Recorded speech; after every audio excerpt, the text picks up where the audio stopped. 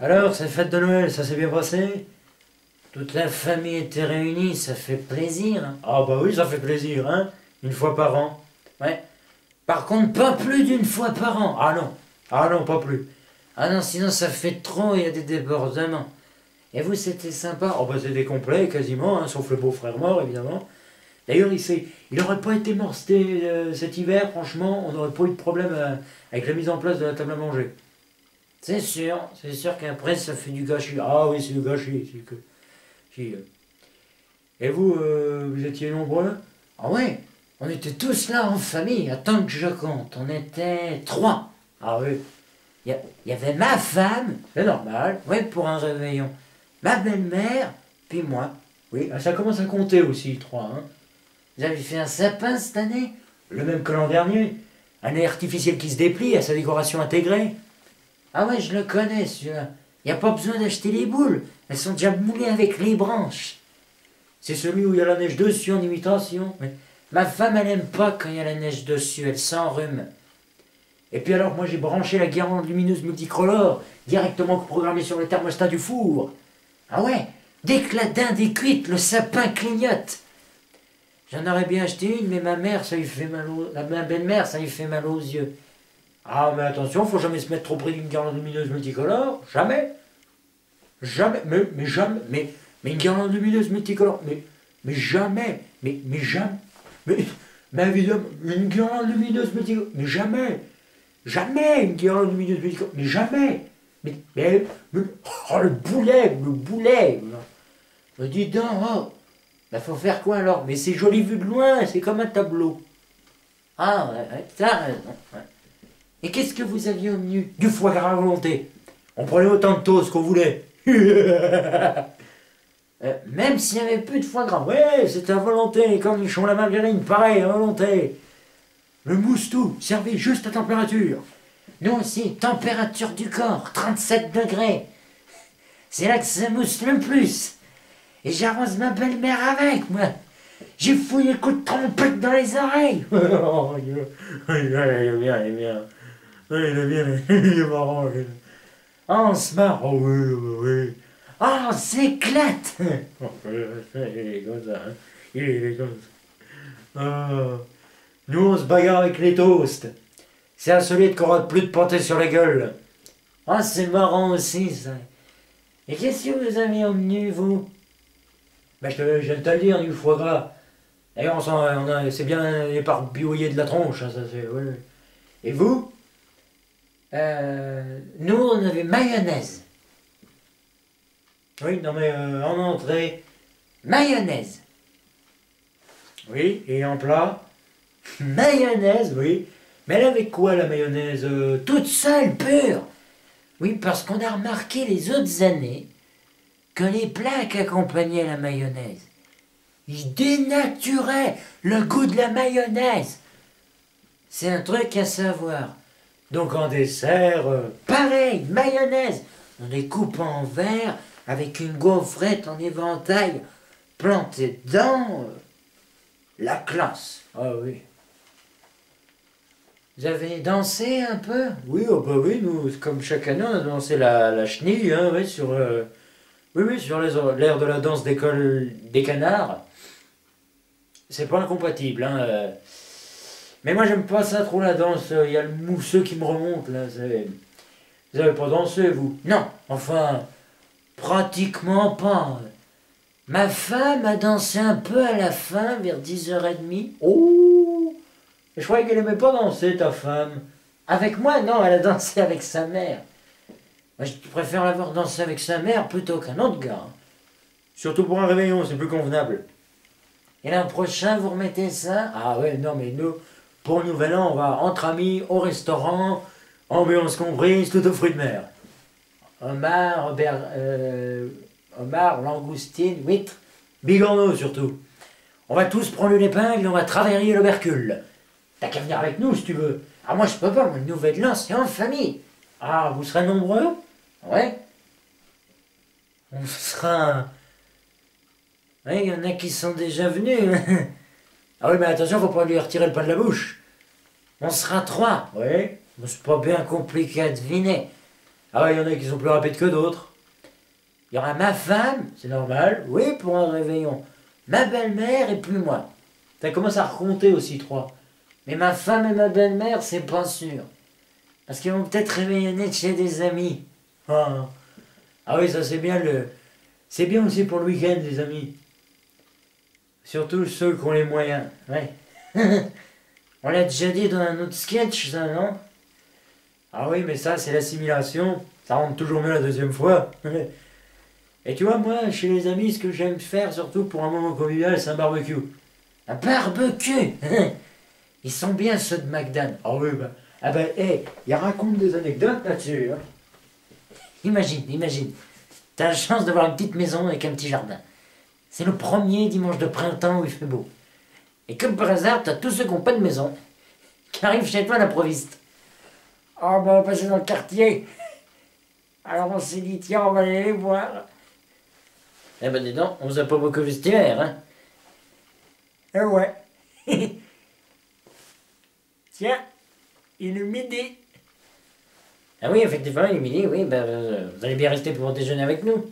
Oh ben ça, j'y avais pas pensé, alors. Et là, pourtant, la galère commence. Déjà, évidemment, ta table de jardin, il a neigé tout l'hiver, t'as oublié de la protéger, et alors au printemps, elle est recouverte de merde d'oiseaux. Alors tu vas avec ce que tu peux, une pâture en bois, un couteau, putain, qu'est-ce qu'ils pouffent ces oiseaux. Ils sont bien durs, ces chiants de merde. Au bout de 10 minutes, t'as rien enlevé, t'en as ras-le-bol. Dès que ta femme a le dos tourné, tu mets la nappe directement. Ça y est, chérie, j'ai tout fini. Mais t'as mis la nappe à l'envers. Ne touche pas la nappe, là. Ne touche pas la nappe. J'aime bien, moi, comme ça, les nappes. J'aime bien les couleurs pastel, moi. Ensuite, tu mets tout, les assiettes, les verres, les couteaux, les fourchettes, tu mets tout. Elle arrive 5 minutes après. Mais t'as oublié la rallonge. Oh non. Mais pourquoi tu m'as pas dit qu'il fallait une rallonge? Mais parce que tu m'as pas demandé. Si tu m'avais demandé, je te l'aurais dit, mais tu ne me demandes jamais rien. Et dès que tu fais quelque chose, forcément, tu fous toujours que des conneries. Ça fait plaisir, les mecs. Comme ça, on est solidaires, hein. Tu vas chercher la rallonge, et forcément, vu que tu as installé la rallonge, la nappe est trop petite. Tu le sais qu'elle va être trop petite, mais tu tentes le coup quand même, tu sais, t'es là. Oh merde. Oh merde. Chérie, elles sont où les nappes? Dans le placard des nappes. Mais il est où le placard des nappes? À côté du placard des torchons. On a un placard pour les torchons? C'est pour ça qu'on se sort pas à la fin du mois. Un placard pour les chiffres, les torchons, les serpillères, tout. Tu déplies 2-3 nappes et tu te rends compte qu'au bout d'un certain nombre, c'est que des petites. Alors la première, tu la replies correctement pour pas te faire engueuler. Et à partir de la deuxième, tu commences à y rouler en boule. Et tu les bourres toutes bien dans le placard avec le pied. Tu poses celle qui est bien pliée par-dessus pour faire l'illusion. Chérie, je trouve pas de grande nappe. Eh ben, prends-en 2 petites. Arrive alors le barbecue. Non, je sais pas vous, mais moi je me demande toujours comment des hectares de forêt peuvent s'enflammer en 5 minutes.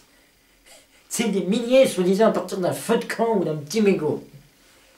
Alors que moi, et je suis sûr que si je viens chez vous, je ne suis pas le seul, avec 14 litres d'alcool à brûler, 3 boîtes d'allumettes forme familiale, en allumant les allumettes 4x4, en les jetant au péril de ma vie. Au bout de 5 minutes, je suis à 50 mètres du barbecue, je balance carrément la boîte complète. Il me faut 3 quarts d'heure pour allumer 4 pauvres brindilles. Putain, c'est chiant. Et après, c'est pas tout. Une fois que tu as réussi à l'allumer, il faut souffler dessus pour pas que ça s'éteigne. Alors, vu le temps que tu as mis pour l'allumer, tu n'as pas envie que ça s'éteigne, en tout cas tout de suite. Hein. Ce qui fait que tu en mets un coup. Hein, tes copains prennent des apéritrucs hein, sur la terrasse, tranquille. Et toi, t'es comme un con dans un nuage de fumée. Petit à petit, t'as un petit coup de mou. Tu veux qu'on t'aide? Va te faire foutre. Et au bout de 3 quarts d'heure, les merguez sont jamais cuites, mais alors toi, t'es brûlé au 3e degré. Ah, j'ai mal. Chérie, tourne pas mes lunettes. Non, je sais pas où elles sont, t'avais qu'à les ranger, je peux pas toujours être derrière toi. N'empêche, si j'étais pas là, je me demande bien ce que tu deviendrais. Toujours en osmose, les mecs. Si t'étais pas là, tu verrais ce que je deviendrais. Oh, pardon, mon amour, j'ai dit une connerie. Attends. Non, mais pardon, je m'en rends compte, excuse-moi. Non, mais je vais aller chercher mes lunettes dans la cuisine. Tu vas dans la cuisine? Oui, je vais dans la cuisine. Pars pas les mains vides! Ça là, c'est la pire, hein, les mecs. Nous, on entend ça depuis qu'on est môme, depuis tout petit, hein, quand on mettait la table, la débarrassait. Du coup, tu pars charger comme un mulet, tu sais. T'as la lamane dans les montagnes de l'Himalaya, là. Au Tibet, tu fous tout ça sur le plan de travail. Tu te dis, bon, allez, je vais aller me planquer dans les chiottes pour être peinard. Oh, je suis bien là. On est bien là-dedans. C'est quand même dingue, c'est un petit coin de paradis. J'ai 240 mètres carrés de baraque et là que je suis bien. Oh. Parce que forcément, les chiottes, c'est le seul endroit où on peut pas venir te faire chier. Oui, c'est pas un jeu de mots tenu de Vons, mais c'est déjà pas mal. Seulement t'entends ta femme qui t'appelle au loin. Chérie! Chérie, où es-tu? Je sais que t'es dans les toilettes! C'est emmerdant! C'est pas la peine de se cacher, ils sauront toujours nous sommes. À table! Hein, tu mets la table, t'installes tout le monde.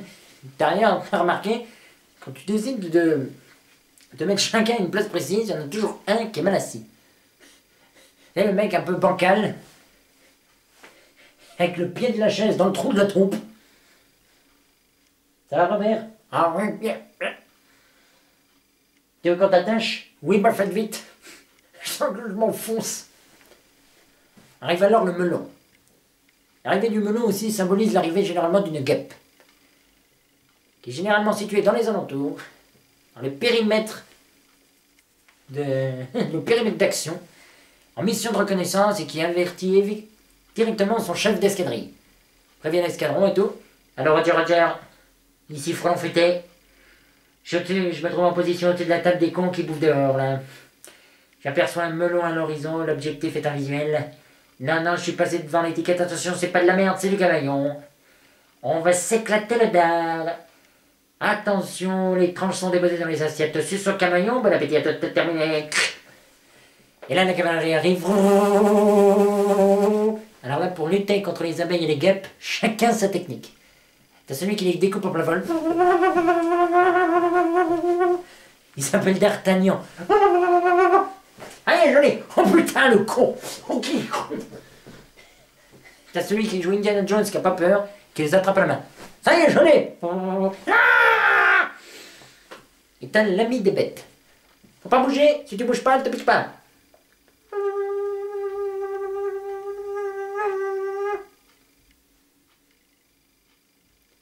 Bon ben voilà, j'en ai une sur le nez, alors si je bouge pas, il me pique pas, hein. Le problème, c'est que le mec, il peut rester comme ça, sans bouger pendant des heures. Et alors, en fin de journée, il y a tout sur son nez.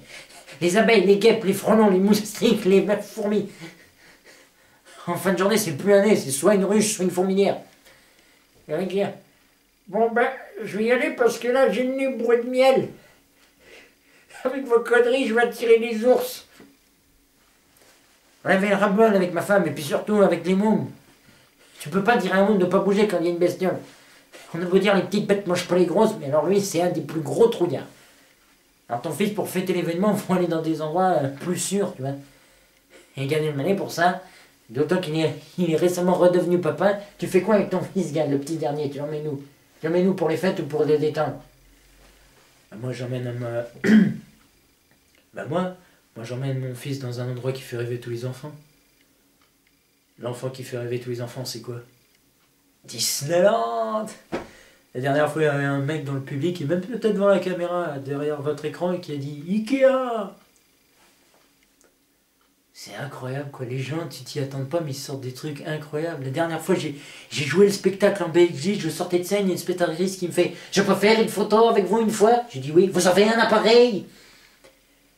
Et l'autre jour, je tournais aussi le spectacle aux origines au Maroc, et une spectatrice qui est fan de moi, qui m'a reconnu, m'a fait « Ouh là là, Gad Elmaleh, je vous adore, là, sur ma vie, vous êtes mieux qu'en vrai !»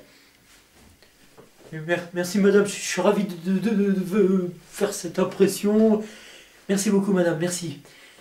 Ah, avec mon fils, on est allé à Disneyland, et c'est incroyable, parce que c'est pas ton chien, mais à peine tu rentres dans le parc, T'as des autographes de Pluto. Bizarre ça. T'as même pas à dire Pluto. Non, il vient, il te fait un autographe, une photo. C'est bizarre, non? On a eu un autographe de Pluton, un autographe de Dingo, un autographe de Minnie, de Donald. À un moment donné, mon fils, il voit passer Tic et Tac et me fait Papa, prends-moi un autographe de Tac. Je fais c'est lequel? On a tourné dans le parc, on cherchait Mickey, on était un peu angoissés. J'ai dit oh putain, si Mickey est pas là, le petit va craquer son slip. Je vois le responsable des personnages, j'essaie d'éloigner mon fils, j'ai fait en secret excusez-moi monsieur, il est où Mickey? J'étais un peu énervé. Il me fait Mickey? À cette heure-ci, il est en pause. J'ai dit attends fiston, va jouer avec Stitch, vas-y. Attendez monsieur, vous pouvez pas dire comme ça devant un enfant que Mickey il est en pause quoi, arrêtez vos conneries, pour lui Mickey c'est Mickey, ou alors essayez de trouver une meilleure excuse, je sais pas, il est en train de nous chercher ou... Non mais je vous comprends monsieur le Bamé, mais c'est pas de notre faute en fait, c'est depuis la nouvelle loi, tous les personnages sont obligés d'aller fumer leur clope à un endroit précis, à une heure bien indiquée. Mais attendez monsieur, qu'est-ce que vous faites? Vous êtes en train de tout démystifier. Et là je me penche sur le côté, j'ai une vision apocalyptique, tous les personnages de Disney sans le masque, juste le bas de Pluto, le bas de Dingo, le bas de Minnie, en train de fumer des clopes, il y avait que Donald qui était entier, mais lui il fumait le cigare. Bon apparemment c'était pour un jeu. J'ai dit chérie, ne regarde pas, c'est trop dur. Alors j'ai occupé mon fils et on s'est baladé dans Disney et on s'est pris dans la tête cette chanson qui te reste dans la tête pendant un moment et qui veut plus en sortir jusqu'à ce que tu aies une autre chanson dans la tête. Na na na na na na na na na na na na na na na na. Je vous le fais en chipmunk, vous allez voir, ça va vous rester encore plus. Na na na na na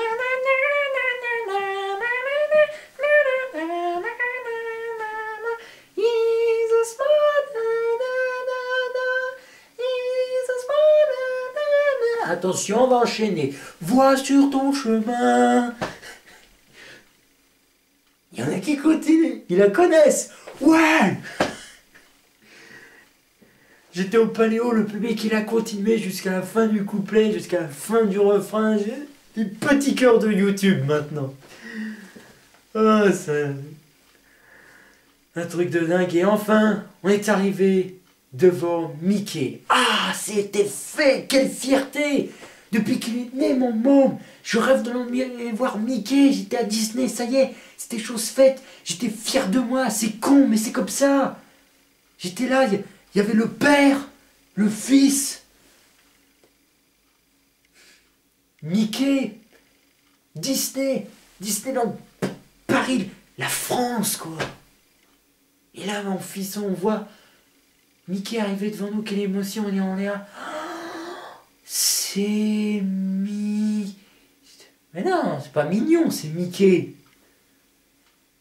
C'est Mickey. Seulement, Mickey s'est arrêté à 20-30 cm de nous et on a entendu une petite voix qui est sortie du masque de Mickey qui faisait « Oh, trop fort que t'es mollet, je peux voir un autographe !» Fiston, attends. Mickey, viens ici. Viens ici, Mickey, viens ici. Viens ici, Mickey. Mais t'es vraiment Mickey, Mickey, t'es con.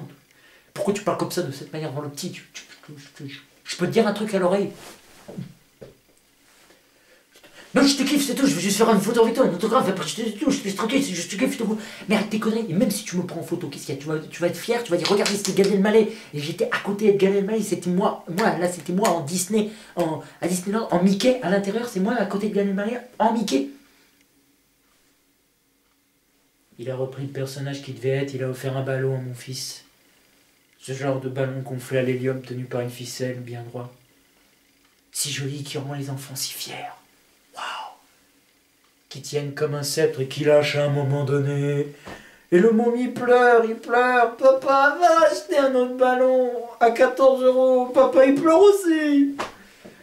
Et là on lui attache autour du poignet en revenant, tu sais, genre on va pas se faire avoir encore une fois. Hein. De toute façon, si vous allez vous balader à Disneyland et que vous voyez des parents avec des mômes au ballon attaché au poignet, ça vient généralement pas du premier achat, hein, du deuxième ou du troisième. À moins d'être super organisé, tip-top carré, bien orchestré, genre le blond, pitch-le, elle le lutte, il est où ton ballon? Un jour, j'ai vu un blond à Disneyland avec son môme, il avait 8 ballons à chaque bras, le gosse. Il était bien sain du sol, je te jure. Le père blond, il marchait, le petit blond, il suivait, petit blond vol au vent. Attends-moi, papa. J'ai dit arrête fiston, s'il te plaît, j'en peux plus là de Disneyland. En plus, je peux pas faire les manèges, c'est pas possible. Surtout les tasses de thé là qui tournent, je te jure, moi je vomis mon café, c'est pas possible. Viens, allez, je vais t'acheter des peluches, des jeux, des petits cahiers avec des coloriages, des dessins à faire. Et comme ça, tu me laisses la paix, tu restes comme tous les enfants qui sont gentils avec leur papa. Oh là là, ils s'en occupent pas, c'est pas sympa. Tu verras quand tu auras des enfants, toi. Le môme, il va dire, papa, je veux faire un dessin. Tu vas lui donner le bloc entier de l'imprimante. Tu vas lui dire, vas-y, fais des dessins, éclate-toi. Il va dire, je fais une maison. Tu fais tout le quartier entier, si ça te fait plaisir, les maisons, les voisins, les voitures. Alors que le fils du blond, à lui, même dans les avions, tu sais, pour s'occuper, ils font du coloriage. Eux, ils dépassent pas. Ton fils, il colorie tout autour du dessin. Et il t'a dit, t'as vu, papa, je suis pas rentré. Putain. Et puis après, il va devoir te montrer ses dessins et tu vas devoir t'extasier devant les dessins d'enfants que j'aime pas. Hein. Moi, je me dis, j'aime pas le faire. La plupart des enfants, des dessins, ils sont nuls, ils sont bidons. Je veux dire, le môme, il est là et puis les gens sont, oh là là, t'as vu cette œuvre d'art? Mais c'est dingue, tu l'as fait tout seul? Bah encore heureux, t'aurais voulu qu'on l'aide en plus. Non mais c'est vrai, il y a des dessins d'enfants, faut pas chercher quoi. C'est mon fils, il m'a montré une maison. Putain, il dit, écoute mon vieux. Merci. Mais si on habiterait une maison comme ça, on serait dans la merde. Alors tu vas aller me faire une maison en bon uniforme, hein. Avec ça c'est qui ça? C'est maman? Ne lui montre pas. Non, ne lui montre pas ça. Va refaire ta mère. Va refaire ta mère. Vite. Et attends. Et c'est qui le schtroumpf à côté là? Ça c'est moi. Ça c'est moi. Papa, il est plus petit que maman, il est bleu. Eh ben. Mais bon, faut reconnaître une qualité aux enfants, ils ont une imagination débordante. Mais c'est fascinant de voir comment les enfants arrivent à imaginer des trucs, envisagent les choses, voient le monde par leur regard, c'est incroyable. L'imagination c'est vaste, tu peux pas en parler, ou alors sauf si tu t'appelles Raymond DeVos. C'est pas vrai Raymond, vas-y raconte-nous comment ça marche l'imaginaire. L'imaginaire, cette chose extrêmement complexe, mesdames, messieurs. Parce que on s'imagine que l'imaginaire, même pour les enfants, c'est léger, c'est futile, on dit la d'imagination, alors que c'est primordial. Parce que faut arriver à faire entrer les gens dans votre imaginaire, quand on a la prétention, comme moi, d'entraîner les gens dans l'imaginaire. Il faut aussi savoir les ramener dans leur réel, ensuite, et sans dommage. Parce que des fois, il y a des gens qui rentrent dans votre imaginaire et qui vont plus loin que vous. Et puis vous revenez tout seul, ça m'est arrivé. Ça m'est arrivé pendant un moment sur scène, je mimais un homme qui boit. Alors, je commence par mimer un verre, on voit bien le verre en transparence. La bouteille, on voit bien la bouteille, elle est flagrante. Moi j'ai tellement l'habitude de la mimer, j'en vois l'étiquette. Vous pouvez pas la voir, forcément elle est là. Hein? Merci. Alors je commence à me servir un verre de vin. Il est bon. Et puis il est frais. Alors quand il fait chaud, les gens dans la salle. Alors au bout du troisième verre, j'arrête parce qu'il y a des gens qui se lèvent et qui se relombarent. Et il y en a qui montent même sur la scène pour trinquer avec moi. C'est arrivé, c'est donc là la suite. À un moment, un spectateur se lève, il me tend un verre, enfin il me tend la main. Je la lui serre. Je la lui remplis. Il boit. Il me fait, c'est un bon cru. Bah, je dis, je le crois. Il me dit, allez, on remet ça. Je dis, bah, une seconde. Je dis, attendez, l'imaginaire, c'est comme tout. Je veux dire, c'est comme pour toutes les bonnes choses. Faut pas en abuser parce qu'après, le temps que je fasse ça, je le vois qu'il fait, hop. Eh ben, heureusement que je l'ai rattrapé. J'ai dit, mais de quoi vous parlez? Ben, il me dit, la bouteille. Quand vous avez fait ça, vous l'avez lâché. Il y croyait à l'imaginaire. Alors, au bout d'un moment, bon, moi, je vais pas continuer. Moi, je suis pas adulte, je suis artiste. Alors, tu sais, au bout d'un moment, je le voyais qui titubait comme ça. Alors, je lui demande, c'est vous qui conduisez, monsieur, vous êtes venu en voiture? Il me dit, oui, monsieur, c'est moi qui conduis ma voiture en bandoulière. Ah, ouais. Alors, je dis, attendez, il faut être raisonnable, il faut regagner votre siège. Il dit, oui, monsieur, regardez mon siège. Comme je voyais qu'il tenait plus debout, je lui glisse le mien. Il se laisse choir. Très bien, rien à dire. Et était encore dans l'imaginaire. Il dit, allez, montez, je vous ramène. Bah, j'étais pas dupe, je suis artiste, mais je suis monté quand même. Et à un moment, je le vois regarder sa main, j'ai dit, qu'est-ce que vous regardez? C'est la carte routière? Il me dit, non, c'est la carte des vins, c'est pour éviter les bouchons. On évite de s'embouteiller. Il me dit, allez en route. Quand j'ai vu comment il conduisait, j'ai dit, attention, j'ai l'impression qu'il y a quelqu'un devant. Il me dit, moi j'ai plutôt l'impression qu'il y a quelqu'un derrière. Je dis, oui, c'est vous qui avez raison, c'est parce que je regardais dans le rétroviseur. Alors au bout d'un moment, je fais mine de me retourner, je lui dis, ah, il y a un gendarme qui m'en suit. Alors je lui dis, il y a un gendarme qui m'en suit. Eh bien, arrêtez-vous, arrêtez-vous. Et je lui dis surtout, ne dites rien, laissez-moi lui parler. Ne vous retournez pas. Ah oui, alors, c'est dans un autre sketch, mesdames, messieurs. Gendarme, je sais que vous êtes derrière moi, vous savez. Non, non, non, restez-y, ça ne me dérange pas. Alors oui, je sais, vous avez l'impression de voir devant vous une voiture qui fait ça, et vous vous dites que c'est parce que le conducteur, le temps que je fasse ça, je vois l'artiste, je vois le spectateur qui fait ça, je dis, hé, cachez la bouteille, c'est pas le moment de la montrer. Et à ma grande stupeur, j'entends la voix d'un gendarme me répondre. Que vous soyez dans l'imaginaire, c'est normal, vous êtes l'artiste. Mais moi je suis gendarme et je ne suis pas dupe. Alors je commence à paniquer et dire au spectateur, je crois que nous sommes allés trop loin dans l'imaginaire. Nous sommes allés trop loin. Eh bien, il faut faire machine arrière, demi-tour. Il fait, d'accord, monsieur. Il embraille la machine arrière, on part en demi-tour. J'entends comme un bruit de képi écrasé. Un choc. Plus de voiture. Il ne restait plus rien sur scène à part moi sur le siège. Avec la bouteille, mais bon, j'étais pas dupe, je suis l'artiste. Mais le spectateur, je crois qu'il restait dans l'imaginaire. Parce que je n'y retrouvais pas le verre. Et la bouteille, soudainement, avait disparu.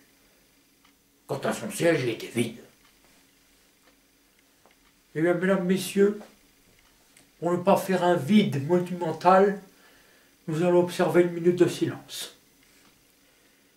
Oui, je sais. On observe le silence si on écoute. Alors qu'il y a des gens que quand ils décident d'observer une éclipse de lune, ils écoutent. Et tête baissée encore. Ils ne risquent pas de l'observer, le silence. Alors pour finir, mesdames, messieurs, quelque chose qui n'a rien à voir, je ne sais pas si vous lisez votre horoscope, parce que nous commençons en 2014, au moment où cette vidéo se fait. La dernière fois, moi je lis dans mon horoscope, discussion et brouille dans votre ménage. Je vais voir ma femme, j'ai dit, qu'est-ce que je t'ai fait? Elle me dit rien. Je dis, alors pourquoi discutes-tu? Et depuis, on est brouillé. Mais la dernière fois, je voyais dans mon horoscope, risque d'accident. Toute la journée au volant de ma voiture, j'étais comme ça. Paniqué, à surveiller à droite à gauche. Et rien. Je me suis pas trompé. Le temps de vérifier sur la banquette arrière, c'est pour savoir si c'était juste. Paf, ça y était. Alors le chauffard d'en face vient me voir, il me fait, dites donc, vous auriez pu m'éviter. Je dis, pas du tout, c'était prévu. Il me dit, comment ça, prévu? Ben, je dis, l'accident est déjà dans le journal. Il me dit, notre accident est dans le journal. J'ai dit, le vôtre, je sais pas, mais le mien, il est. Il me dit, mais logiquement, le vôtre, c'est le mien, c'est pareil. Je dis, ben attendez, vous êtes de quel signe, vous? Il me dit, balance. Je dis, balance. Ben, je dis, non, vous n'avez pas d'accident, vous êtes dans votre temps, mon vieux. Voilà, mesdames, messieurs, et à la prochaine.